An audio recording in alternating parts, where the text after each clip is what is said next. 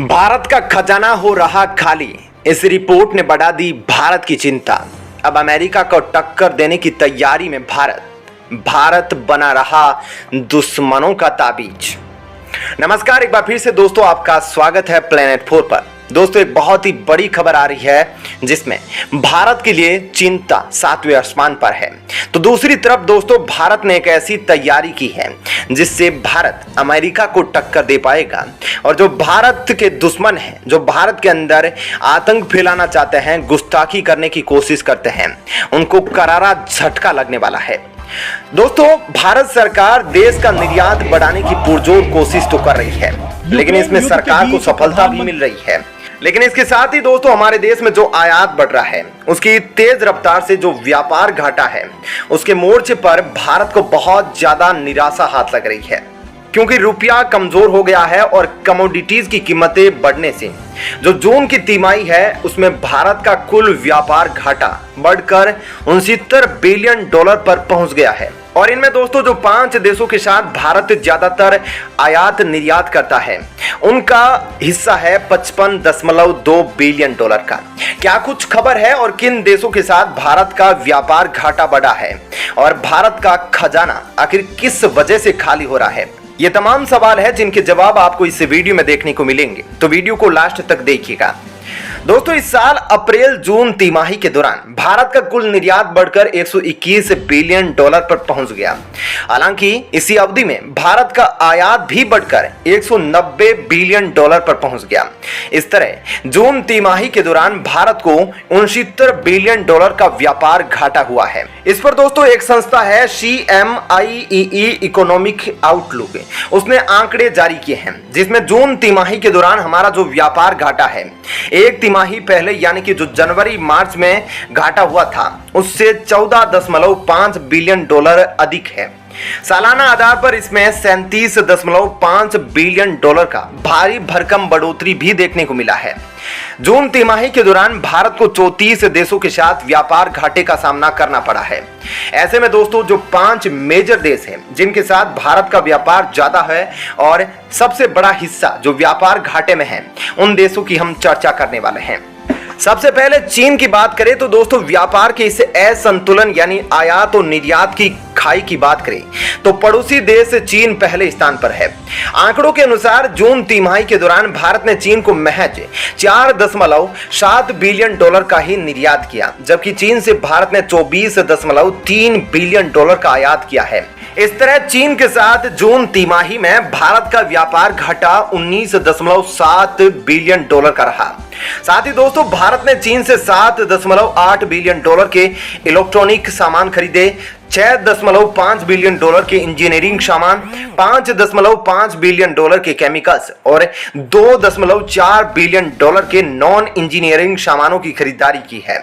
दूसरी तरफ चीन ने भारत से इस दौरान 1.2 बिलियन डॉलर का एग्रीकल्चरल प्रोडक्ट्स, 697 मिलियन डॉलर का केमिकल्स और 623 मिलियन डॉलर का इंजीनियरिंग सामान खरीदा है। अब इसके बाद दोस्तों नंबर आता है इराक का।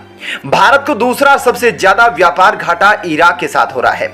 जून तिमाही के दौरान भारत को इराक के साथ जो व्यापार घाटा है वो 11.3 बिलियन डॉलर का हुआ है। भारत ने इस दौरान इराक से 11.4 बिलियन डॉलर का कच्चा तेल और 0.4 बिलियन डॉलर के पेट्रोलियम प्रोडक्ट्स का आयात किया। वहीं भारत ने इस दौरान इराक को केवल 312 मिलियन डॉलर के एग्रीकल्चरल प्रोडक्ट्स को और 200 मिलियन डॉलर के केमिकल्स व अन्य मैन्युफैक्चर्ड सामानों का निर्यात ही किया है। अब दोस्तों अगला नंबर आता है सऊदी अरब का। दोस्तों सऊदी अरब के साथ जो हमारा व्यापार घाटा है वो अब तीसरे स्थान पर है। जून तिमाही में हमें 9.3 बिलियन डॉलर का घाटा हुआ है। इस दौरान भारत ने सऊदी अरब से 8.3 बिलियन डॉलर के क्रूड ऑयल का आयात किया। इसके अलावा भारत ने 1.5 बिलियन डॉलर के पेट्रोलियम उत्पादों और 1.3 बिलियन डॉलर के केमिकल्स व केमिकल उत्पादों का आयात किया है। वहीं सऊदी अरब ने भारत से 575 मिलियन डॉलर के एग्रीकल्चरल प्रोडक्ट्स, 494 मिलियन डॉलर के केमिकल और 626 मिलियन डॉलर के इंजीनियरिंग सामानों की खरीदारी की है। ऐसे में दोस्तों अब नंबर आता है रूस का। दोस्तों यूक्रेन के साथ जंग शुरू होने के बाद रूस से भारत का क्रूड ऑयल इंपोर्ट तेजी से बढ़ा है। इसका असर जून तिमाही के व्यापार के आंकड़ों में साफ दिख रहा है और इसके चलते व्यापार घाटे के मामले में रूस छलांग लगाकर चौथे स्थान पर पहुंच गया है। रूस इस दौरान भारत से $7 बिलियन के क्रूड व पेट्रोलियम उत्पादों, $1.2 बिलियन के केमिकल्स व फर्टिलाइजर्स और $1 बिलियन के मिनरल्स व ओर्स का आयात किया, जबकि रूस ने इस दौरान भारत से $316 मिलियन के केमिकल्स व अन्य मैन्युफैक्चर्ड उत्पादों व $117 मिलियन के एग्रीकल्चर प्रोडक्ट्स ही आयात किए हैं। रूस के बाद दोस्तों पांचवा नंबर यूएई का है और दोस्तों इस देश के साथ जून तिमाही में भारत ने $6.1 बिलियन का व्यापार घाटा किया है। आलोच्य अवधि के दौरान यूएई से भारत ने सबसे ज्यादा $8.6 बिलियन के क्रूड ऑयल व पेट्रोलियम उत्पादों का आयात किया। इसके बाद $3.3 बिलियन के हीरे जवाहरात व कीमती पत्थरों और $1.1 बिलियन के इंजीनियरिंग सामानों का स्थान रहा। वहीं भारत ने यूएई को $2.6 बिलियन के पेट्रोलियम उत्पादों, $1.2 बिलियन के इंजीनियरिंग सामानों और $792 मिलियन के एग्रीकल्चरल प्रोडक्ट से, $659 मिलियन के इलेक्ट्रॉनिक सामानों और $484 मिलियन के केमिकल उत्पादों का निर्यात किया है। ऐसे में दोस्तों आपका इस खबर पर क्या कहना है, क्योंकि दोस्तों यहां पर भारत को रुपये की कमजोर गिरती स्थिति और दूसरा रूस यूक्रेन युद्ध की वजह से जो क्रूड ऑयल महंगा हुआ है उसकी वजह से सबसे ज्यादा नुकसान झेलना पड़ा है। क्या कहना है आपका इस खबर पर जरूर बताइएगा। चलिए यह तो थी पहली खबर, अब दूसरी खबर की ओर रुख करते हैं। दोस्तों भारत की खुफिया एजेंसी इंटेलिजेंस ब्यूरो को कई मायनों में अब हाईटेक बनाने की तैयारी की जा रही है, जो कि अमेरिका की सीक्रेट एजेंसी है CIA, उसकी तरह काम करने वाली है। इसके बाद दोस्तों दुश्मनों के अंदर सबसे ज्यादा खौफ है, क्योंकि CIA कितनी खतरनाक एजेंसी है इसके बारे में पूरी दुनिया जानती है और अब इसी के मुताबिक हमारा IB बनने वाला है। अब दोस्तों अमेरिका की तरह ही वैसे ही तौर तरीके और तकनीक IB को मुहैया कराई जाएगी। सूचनाओं का प्रवाह तेज हो और उन्हें डिजिटल प्लेटफॉर्म पर चेक किया जा सके, अब इस दिशा में कदम आगे बढ़ाया जा रहा है। वहीं दोस्तों देश में जो आतंकी वारदात एवं अपराधों में शामिल लोगों को समय रहते दबोच लिया जाए, उनकी मौजूदगी की सटीक सूचना संबंधित सुरक्षा एजेंसियों तक अविलंब पहुंच जाए, इस पर काम शुरू हो गया है।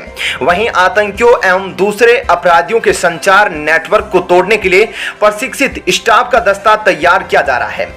अब दोस्तों IB में क्रिप्टोग्राफी, साइफर जैसी तकनीकी विशेषज्ञों की भर्ती की जा रही है। वहीं दोस्तों हमारा जो केंद्रीय गृह मंत्रालय है वो IB को हाईटेक बनाने की दिशा में लगातार काम कर रहा है।